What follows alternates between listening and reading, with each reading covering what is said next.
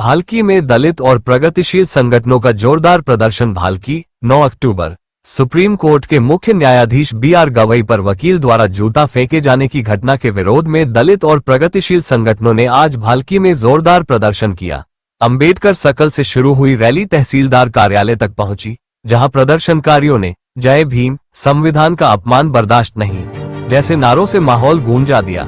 नेताओं ने तहसीलदार पल्लवी बेलकेरे को ज्ञापन सौंपते हुए अपराधी को सख्त सजा देने और घटना के पीछे संविधान विरोधी ताकतों की जांच कराने की मांग की। प्रशांत कोटिगेरे, शिव कुमार मेत्री, सिद्धार्थ पैगे, गगन फुले, प्रदीप मोरे समेत कई नेताओं ने सरकार से त्वरित कार्रवाई की मांग की। प्रदर्शन शांतिपूर्ण रूप से संपन्न हुआ। न्यूज़पेपर विनायक शिंदे, आज तक संवाददाता एवं संपादक।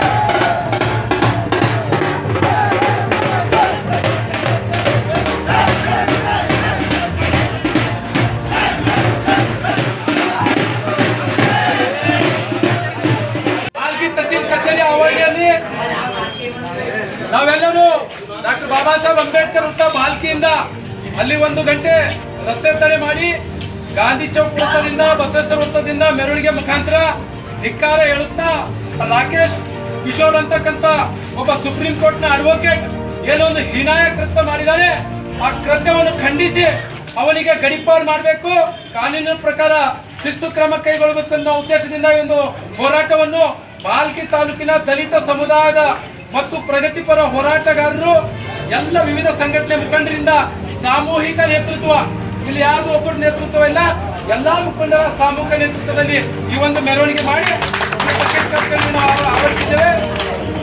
ಇಲ್ಲಿ ಈ ತಹಸೀಲ್ ಕಚೇರಿಯಲ್ಲಿ ಈ ಒಂದು ಹೋರಾಟವನ್ನು ಕುರಿತು ನಿಮ್ಮೆಲ್ಲರ ಹಿರಿಯರು ಮಾರ್ಗದರ್ಶಕರಾದ ಶ್ರೀ ರಾಜ್ಕುಮಾರ್ ಮೋರೆ ಅವರು 2 ನಿಮಿಷದಲ್ಲಿ ತಮ್ಮ ಉದ್ದೇಶಿಸಿ ಮಾತನಾಡಲಿದ್ದಾರೆ. ಜಡ್ಜಿನ ಒಂದು ಅವಮಾನ ಮಾಡಿದ್ದಕ್ಕಾಗಿ ನಾವು ಖಂಡಿಸ್ತೇವೆ ಮತ್ತು ರಾಕೇಶ್ ಏನಿದ್ದಾನ ಅವನಿಗೆ ಗಡೀಪಾರು ಮಾಡಬೇಕು, ಜೀವಾವಧಿ ಶಿಕ್ಷೆಯನ್ನು ವಿಧಿಸಬೇಕು. ಈ ಸಂವಿಧಾನಕ್ಕೆ ಅವಮಾನ ಮಾಡಿದ್ದೇನೆ, ಈ ಸಂವಿಧಾನಕ್ಕಲ್ಲ ಇಡೀ ದೇಶಕ್ಕೆ ಅವಮಾನ ಮಾಡಿದ್ದನ್ನು ನಾವು ಖಂಡಿಸ್ತೇವೆ. ಮತ್ತು ಅನಿಲ್ ವಿಶ್ರಾಮ್ ಅವ ಏನು ಬಾಬಾ ಸಾಹೇಬ್ರು ಬರೆದಾಗ ಏನು ಏನಾಗಿ ಮಾತಾಡಿದಾನ ಅವನಿಗೆ ಮಾತಾಡೇನಪ್ಪ ಅಂದ್ರೆ ಸಜಾ ಆಗಬೇಕು. ಅವನಿಗೇನಪ್ಪ ಅಂದ್ರೆ ಈ ದೇಶದಿಂದ ಗಡೀಪಾರು ಮಾಡಬೇಕು. ಒಂದು ವೇಳೆ ಅವ್ನು ಮತ್ತೆ ಬಾಯ್ಬಿಟ್ರೆ ಇಡೀ ದೇಶದಾಗ ಅಲ್ಲಲ್ಲೋ ಕಲ್ಲಲ್ಲೋ ಆಯ್ತದೆಂಬ ಮಾತನ್ನು ನಾನು ಹೇಳಕ್ಕೆ ಬಯಸ್ತೇನೆ. ಎಲ್ಲರಿಗೆ ಜೈ ಭೀಮ್ಗಳು. ಇಂದು ದಿನಾಂಕ 9/10/2025 ಗುರುವಾರ ನಾವು ಭಾಲ್ಕಿ ತಾಲೂಕಿನ ದಲಿತ ಸಮುದಾಯ ಮತ್ತು ಪ್ರಗತಿಪರ ಸಂಘಟನೆ ಸಾಮೂಹಿಕ ನೇತೃತ್ವದಲ್ಲಿ ಡಾಕ್ಟರ್ ಬಾಬಾ ಸಾಹೇಬ್ ಅಂಬೇಡ್ಕರ್ ವೃತ್ತದ ಹತ್ತಿರ 1 ಗಂಟೆಯವರೆಗೆ ರಸ್ತೆ ತಡೆ ಹಿಡಿದು ವಾಹನಗಳನ್ನು ತಡೆ ಹಿಡಿದು ತಮ್ಮ ಆಕ್ರೋಶವನ್ನು ಹೊರಹಾಕಿದ್ದೇವೆ. ಅದಾದ ನಂತರ ಅಂಬೇಡ್ಕರ್ ವೃತ್ತದಿಂದ ಗಾಂಧಿ ವೃತ್ತ, ಬಸವೇಶ್ವರ ವೃತ್ತದಿಂದ ತಹಸೀಲ್ ಕಚೇರಿಗೆ ಬಂದು ನಾವೊಂದು ಧಿಕ್ಕಾರ ಕೂಗುವುದರ ಮುಖಾಂತರ ಏನು ರಾಕೇಶ್ ಕಿಶೋರ್ ಅಂತಕ್ಕಂಥ ಸುಪ್ರೀಂ ಕೋರ್ಟ್ನ ಅಡ್ವೊಕೇಟ್ ಇದ್ದಾನೆ, 6ನೇ ತಾರೀಕಿಗೆ ಅಕ್ಟೋಬರ್ಗೆ ಏನು ವಿಚಾರಣೆ ನಡೀತಾ ಇತ್ತು ಖಜುರಾ ಒಂದು ಪ್ರಕರಣದ ಬಗ್ಗೆ, ಆ ಸಮಯದಲ್ಲಿ ಅವನೇನು ಸುಎಸೆತ ಮಾಡಿದ್ದಾನೆ ನ್ಯಾಯಾಧೀಶರ ಮೇಲೆ ಸರ್ವೋಚ್ಚ ನ್ಯಾಯಾಲಯದು, ಅದು ಒಂದು ಖಂಡನೀಯ ವಿಷಯವಾಗಿದೆ. ಭಾರತದ ಇತಿಹಾಸದಲ್ಲಿ ಈ ಸಂವಿಧಾನದಲ್ಲಿ ಒಂದು ಎಲ್ಲರಿಗಿಂತ ಶ್ರೇಷ್ಠವಾದ ಹುದ್ದೆ ಯಾವುದಾದ್ರೆ ಅದು ಸರ್ವೋಚ್ಚ ನ್ಯಾಯಾಧೀಶರ ಹುದ್ದೆ ಇದೆ. ಅಂಥ ಹುದ್ದೆಯಲ್ಲಿ ಒಬ್ಬ ಬಡ ಕುಟುಂಬದ ತುಳಿತಕ್ಕೊಳಗಾದ ದಲಿತ ಸಮುದಾಯದ ವ್ಯಕ್ತಿಯೊಬ್ಬರು ಓದಿ ಜ್ಞಾನವಂತರಾಗಿ ಒಂದು ಹುದ್ದೆ ಸ್ವೀಕರಿಸಿದ್ದು ಆತನಿಗೆ ಹಿಡಿಸಲಿಲ್ಲ. ಸನಾತನ ಧರ್ಮಕ್ಕೆ ಅವಮಾನವಾಗಿದೆ ಅಂತ ಕೂಗಾಡ್ತಾನೆ. ಸನಾತನ ಧರ್ಮದಲ್ಲಿ ಏನು ನ್ಯಾಯ ಇತ್ತು? ಸಂವಿಧಾನದಲ್ಲಿ ಕೋರ್ಟ್ ಮುಖಾಂತರ ಈಗಾಗಲೇ ಬಹಳಷ್ಟು ಪ್ರಕರಣಗಳು ಇತ್ಯರ್ಥಗೊಂಡಿವೆ.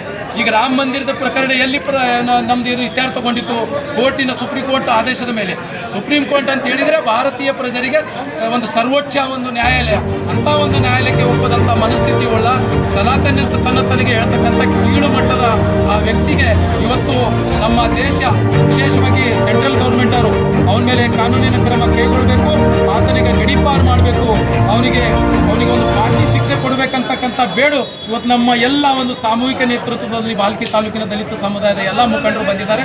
ಇವತ್ತು ಅಶೋಕ್ ಗಾಯಕ್ವಾಡ್ ಅವರು, ಶಿವಕುಮಾರ್ ಮೇತ್ರಿ ಅವರು, ಪ್ರದೀಪ್ ಮೋರೆ ಅವರು, ನಮ್ಮ ವಿಲಾಸ್ ಅರ್ಜುನ್ರವರು, ರಮೇಶ್ ಬೆಲ್ದಾರ್ ಅವರು, ಜೈಪಾಲ್ ಬೋರಳೆ ಅವರು, ಹಾಗೆ ನಮ್ಮ ಆದಿಕ್ ಸಮುದಾಯದ ಸಚಿನ್ ಅವರು, ದತ್ತಾತ್ರಿ ಜ್ಯೋತಿ ಅವರು, ಭಟ್ಟಾರಿ ಅವರು, ಹಾಗೆ ನಮ್ಮ ಮಲ್ಲಿಕಾರ್ಜುನ್ ಅವರು, ಈಗ ವಿವಿಧ ಎಲ್ಲ ಸಂಘಟನೆ ಅಧ್ಯಕ್ಷರು, ಎಲ್ಲ ಗ್ರಾಮೀಣ ಭಾಗದಿಂದ ಕೂಡ ನಮ್ಮ ಯುವ ಹೋರಾಟಗಾರರು ಕೇವಲ ನಾವು ನಿನ್ನ ಸಂಜೆ 9 ಗಂಟೆಗೆ ದೂರವಾಣಿ ಮುಖಾಂತರ ಈ ರೀತಿ ನಾವು ಹೋರಾಟ ಮಾಡ್ತಿದ್ದೇವೆ ಅಂತ ಹೇಳಿ ಅವರಲ್ಲಿ ಕಳಕಳಿಯಿಂದ ಮನವಿ ಮಾಡಿಕೊಂಡಾಗ ಗುಂಡಪ್ಪ ಜ್ಯೋತಿ ಆದಿಯಾಗೆ ಎಲ್ಲ ಹಿರಿಯ ಮುಖಂಡರು, ಮಾರುತಿ ಸಿಂಗಿ ಅವರು, ನಮ್ಮ ಸುಂದರವಾದವರು, ಪ್ರತಿಯೊಬ್ಬರು ಯುವಕ ಮಿತ್ರರು ನೀವೇನು ಬಂದಿರಿ, ರಾಹುಲ್ ಕಾಗೆ ಅವರು, ಕಟಕ್ ಚಿಂಚೋಳಿ ಅವರು